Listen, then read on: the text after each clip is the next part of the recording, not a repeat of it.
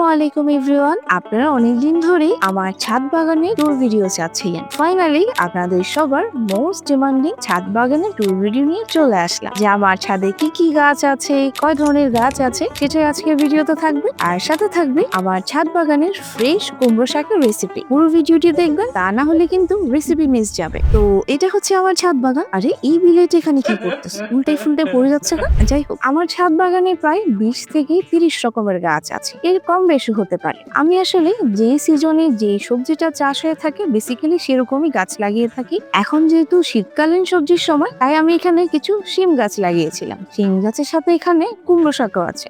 এইটা হচ্ছে শিম গাছ, আর শাকের মধ্যে রয়েছে এই কুমড়ো শাকটা। ছোট একটা কুমড়ো ধরেছে, কিন্তু আজকে এই কুমড়ো শাকটা নিয়ে নিব, কারণ এখানে শিম গাছে শিম ধরছিল। তাই এদিকে একটা ছোট্ট বেগুন গাছে কয়েকটা মাশাআল্লাহ বেগুনও হয়েছে। এই যে ছোট ছোট বেগুনগুলো খেতে কিন্তু অনেক মজা। আর এটা হচ্ছে সেই ভাইরাল লাগা মরিচের গাছ। যদিও এখন আগের মতো কোনো মরিচ ধরে না, কারণ সব সিজনে তো সবকিছু হয় না। নতুন একটা টমেটো গাছ লাগিয়েছি। এইটা হচ্ছে সেই ভাইরাল লেবু গাছটা, যেটাতে একসময় অনেক লেবু হতো, কিন্তু এখন আর তেমন একটা লেবু ধরে না। এই গাছটার নাম কি কেউ কি বলতে পারবেন? এগুলো হচ্ছে আমার মেহেদি গাছের ফল। এই ফলগুলো থেকেই ফুল ফুটে অনেকগুলো মেহেদি পাতা হবে। মেহেদি পাতার সাথে এখানে কয়েকটা আলু গাছও ছিল, কিন্তু খারাপ ভাগ্য হলো তেমন একটা আলু হয়নি, কারণ সেম টপে আমরা মেহেদি গাছও লাগিয়েছিলাম, যার কারণে মেহেদির শিকড়ের কারণে আলুগুলো বড়ই হতে পারেনি। এদিকে আমার মেঘি ঘাস কাটছিল। দুইটা শিম গাছ আছে। এদিকে আমি কিছু সিমও তুলে নিচ্ছিলাম। পাশে দেখতে পেলাম ছোট্ট একটা লাউ ধরেছে।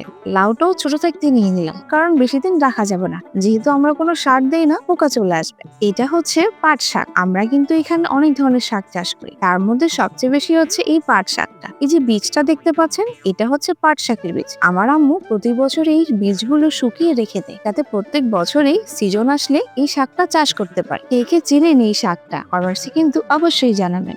আমাদের ছাদে এই একটাই সজনে পাতা গাছ আছে। সবচেয়ে সুন্দর যে ব্যাপারটা লেগেছে, এই ছোট টবটাতে মাশাআল্লাহ কতগুলো মূলা হয়েছে। কি সুন্দর লাগছিল দেখতে। আমি তো দেখি পুরাই অবাক যে একটা ছোট্ট টবে এতগুলো মূলা কিভাবে হয়। এই লতার মতো গাছটা কি চিনেন? এটার নাম হচ্ছে রেইন লিলি ফুল গাছ। যদি এটাতে এখনো ফুল ফোটেনি, কারণ এটার এখনো সিজন আসেনি। এই ছোট্ট মরিচ গাছটাতে মাশাআল্লাহ অনেকগুলো মরিচ ধরেছে। আমরা এটাকে মেষ্টা গোটা বলি, অনেকে আবার টক পাতাও বলে থাকে, টক পাতার ফলও বলে থাকে। আমরা দুটোই বলি। এদিকে বেশ কয়েকটা অ্যালোভেরা গাছও আছে। আমরা প্রায় সময় অ্যালোভেরা নিয়ে এখান থেকে খেয়ে থাকি। গত বছর একটা ঝুড়িতে একটা হলুদ লাগিয়েছিলাম, মাশাআল্লাহ এখান থেকে অনেকগুলো হলুদ হয়েছে। এটা হচ্ছে কলমির শাক। এখানে আরো অনেক রকম শাক আছে। এই যে গাছটা দেখছেন, এটা হচ্ছে করলা গাছ। এই সুন্দর ফুলটা কিন্তু করলার ফুল। এই ফুল গাছটা কে কে চিনেন? এইটা হচ্ছে আমার নিচের ছাদ। আমি নিচের ছাদে সবগুলো ফুল গাছ রেখেছি। এখানে নানান ধরনের ফুল আছে। এই যে দেখতে পাচ্ছেন, এটা হচ্ছে রক্ত জবা ফুল, আর এই ফুলটা হচ্ছে ধুতরা ফুল। এটা হচ্ছে আমার সবচেয়ে ফেভারিট গাছ, অপরাজিতা ফুল। এদিকে আমি আমার চুড়ির সাথে ফুলের কালার মেলাচ্ছিলাম। কি সুন্দর, তাই না? তা আমার ছাদ বাগানের ট্যুরটা প্রায় শেষ। এবার চলে যাচ্ছি রান্নার পর্যায়ে। আম্মু শাকগুলো আমাকে কুটে দিয়েছিল, এরপর আমি এগুলোকে ধুয়ে রান্নার প্রস্তুতিতে চলে গেলাম। যেহেতু এই কড়াইটাতে মাটির চুলে রান্না করব, তাই একটু মাটি লেপে নিচ্ছিলাম, তাহলে যে কালিগুলো উঠবে সেটা উঠাতে সহজ হবে। চুলে কড়াই বসিয়ে দিয়ে আগুন ধরিয়ে নিলাম। এবার বেশ কিছুটা পানি দিয়ে গরম করে নিব। এরপর দিয়ে দিব অনেকগুলো বুটের ডাল। এটা আমাদের দেশীয় স্টাইলে রান্না করছি। যখন পানিটা একটু গরম হয়ে আসবো, এই পর্যায়ে দিয়ে দিব কতগুলো আলু। এরপর ঢেকে কিছুক্ষণ সেদ্ধ হতে দিব। এই ফাঁকে আমার বাকি সেটআপটুকু দেখিয়ে দিচ্ছি। এটা হচ্ছে আমার মাটির চুলার রান্নার সেটআপ। এখানেও আমি অনেক রকম ফুল লাগিয়েছি। এই তো ডাল এবং আলুর বলক চলে এসেছে। এখন একটু ভালো করে নেড়ে চেড়ে দিয়ে দিব 1 চামচ হলুদ গুঁড়ো, 1 চামচ মরিচ গুঁড়ো এবং স্বাদ মতো লবণ, 1 চামচ রসুন বাটা, 1 চামচ জিরা বাটা।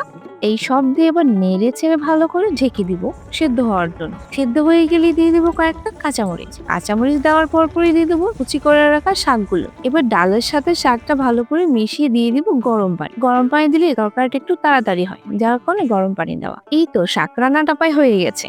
এবার দিয়ে দিব ভাগার। ভাগারে আমি দিয়েছি পেঁয়াজ, রসুন এবং 2টা শুকনো মরিচ। এতে দারুণ একটা ফ্লেভার আসে। কি সুন্দর লাগছে, তাই না? ফ্রেশ ফ্রেশ ছাদ বাগানে সার ছাড়াই শাক খেতেও সুস্বাদু এবং হেলদি। তো আমার আজকের এই ব্লগটি আপনাদের কেমন লেগেছে অবশ্যই কমেন্টসে জানাবেন। সবাই ভালো থাকবেন, বেশি করে খাবেন। আল্লাহ হাফিজ এভরিওয়ান।